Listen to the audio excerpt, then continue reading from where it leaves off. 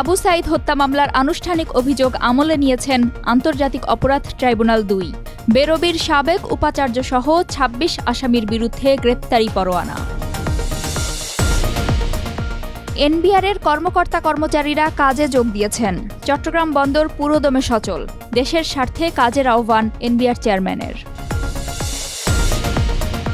দ্রুত নির্বাচিত সরকারের সঙ্গে কাজ করতে চায় চীন। চীন সফর নিয়ে সংবাদ সম্মেলনে জানালেন মির্জা ফখরুল। সাগরে লঘুচাপ, বন্দরে ৩ নম্বর সংকেত। উত্তর বঙ্গোপসাগরে অবস্থানরত মাছ ধরার নৌকা ও ট্রলারগুলোকে সাবধানে চলাচলের নির্দেশ। ডিজিটাল ট্যাক্স প্রত্যাহারের ঘোষণা কানাডার। যুক্তরাষ্ট্রের সঙ্গে বাণিজ্য আলোচনা শিগগির শুরু হতে পারে বলে জানালেন মার্ক কার্নি। সবাইকে আমন্ত্রণ টিভিএস নিউজ অব দ্য ডেতে। সঙ্গে আছি আমি রুকাইয়া জহির। দর্শক, এতক্ষণ দেখছিলেন শিরোনাম, এবারে বিস্তারিত। জুলাই গণ অভ্যুত্থানের প্রথম শহীদ রংপুরের বেগম রোকেয়া বিশ্ববিদ্যালয়ের শিক্ষার্থী আবু সাঈদ হত্যা মামলার আনুষ্ঠানিক অভিযোগ আমলে নিয়েছেন আন্তর্জাতিক অপরাধ ট্রাইব্যুনাল ২। মামলার ৩০ আসামির মধ্যে পলাতক ২৬ জনের বিরুদ্ধে ট্রাইব্যুনাল ২ গ্রেপ্তারি পরোয়ানা জারি করেছেন।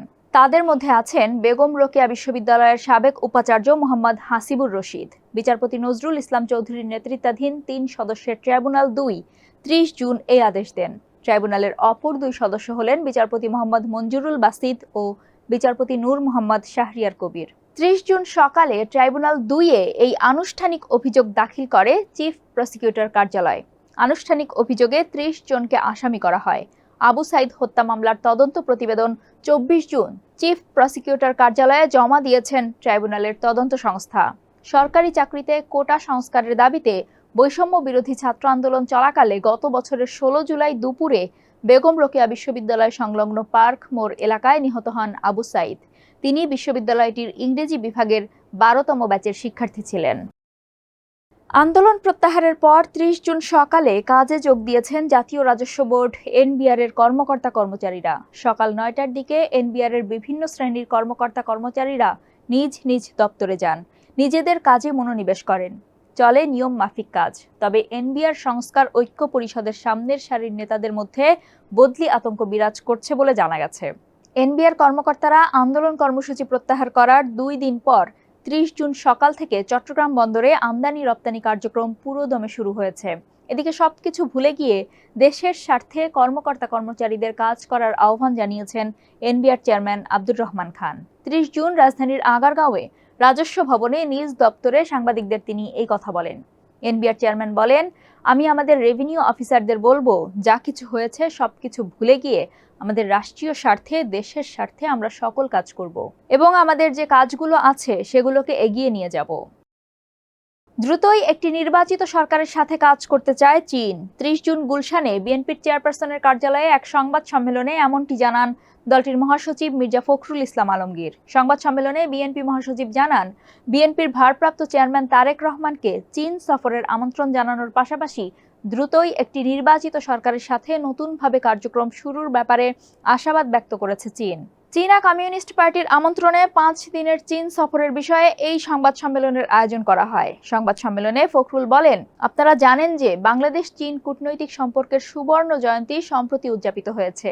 এটা সেই ঐতিহাসিক সম্পর্ক যা শহীদ রাষ্ট্রপতি জিয়াউর রহমানের চীন সফরের মধ্য দিয়ে শুরু হয়েছিল এবং যা পরবর্তীতে দেশনেত্রী বেগম খালেদা জিয়ার প্রধানমন্ত্রিত্বকালীন সফরের মাধ্যমে আরও ঘনিষ্ঠ হয়েছে।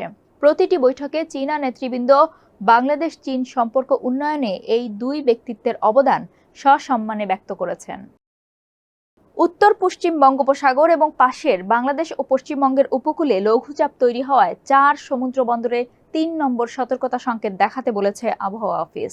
আবহাওয়া অফিসের বিজ্ঞপ্তিতে বলা হয়, লঘুচাপের প্রভাবে গভীর সঞ্চারণশীল মেঘমালা তৈরি হচ্ছে এবং উত্তর বঙ্গোপসাগর, বাংলাদেশের উপকূলীয় এলাকা ও সমুদ্র বন্দরগুলোর ওপর দিয়ে দমকা বা ঝোড়ো হাওয়া বয়ে যেতে পারে। চট্টগ্রাম, কক্সবাজার, মোংলা ও পায়রা সমুদ্র বন্দরকে ৩ নম্বর স্থানীয় সতর্কতা সংকেত দেখাতে বলা হয়েছে। পরবর্তী নির্দেশ না দেওয়া পর্যন্ত উপকূলের কাছাকাছি সাবধানে চলাচল করতে বলা হয়েছে উত্তর বঙ্গোপসাগরে অবস্থানরত মাছ ধরার নৌকা ও ট্রলারগুলোকে। ডিজিটাল পরিষেবা শুল্ক নীতি থেকে সরে এসেছে কানাডা। স্থানীয় সময় ২৯ জুন রাতে ডিজিটাল ট্যাক্স প্রত্যাহারের ঘোষণা দেয় দেশটির সরকার। বাণিজ্য আলোচনা বন্ধে ট্রাম্পের হুমকির পরই নতুন শুল্ক নীতি থেকে সরে এলো কানাডা। প্রধানমন্ত্রী মার্ক কার্নি বলেন, ডিজিটাল ট্যাক্স প্রত্যাহারের সুফল পাবে কানাডা। যুক্তরাষ্ট্রের সঙ্গে বাণিজ্য আলোচনা শিগগির শুরু হতে পারে। দেশটির অর্থমন্ত্রী ফ্রাসোয়া ফিলিপ শ্যাম্পেন বলেন, ডিজিটাল পরিষেবা কর বাতিল করায় যুক্তরাষ্ট্রের সঙ্গে অর্থনৈতিক ও নিরাপত্তা সম্পর্কের আলোচনায় গুরুত্বপূর্ণ অগ্রগতি হবে। কানাডিয়ানদের জন্য কর্মসংস্থান সৃষ্টি এবং সমৃদ্ধির লক্ষ্যে আমাদের কাজ আরও গতি পাবে। জুন মাসের শুরুর দিকে ডিজিটাল ট্যাক্স নীতি ঘোষণা করে কানাডা।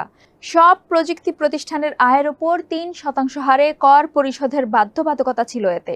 ফলে খরচ বৃদ্ধির শঙ্কায় পড়ে অ্যামাজন, গুগল, মেটার মতো বৃহত্তম মার্কিন প্রযুক্তি প্রতিষ্ঠানগুলো। এর পরিপ্রেক্ষিতে কানাডার সঙ্গে বাণিজ্য আলোচনা বন্ধের হুমকি দেন মার্কিন প্রেসিডেন্ট ডোনাল্ড ট্রাম্প। দর্শক, এ ছিল আজকের নিউজ আপডেটে। আরও খবর ও তার বিশ্লেষণ জানতে চোখ রাখুন টিভিএসএ।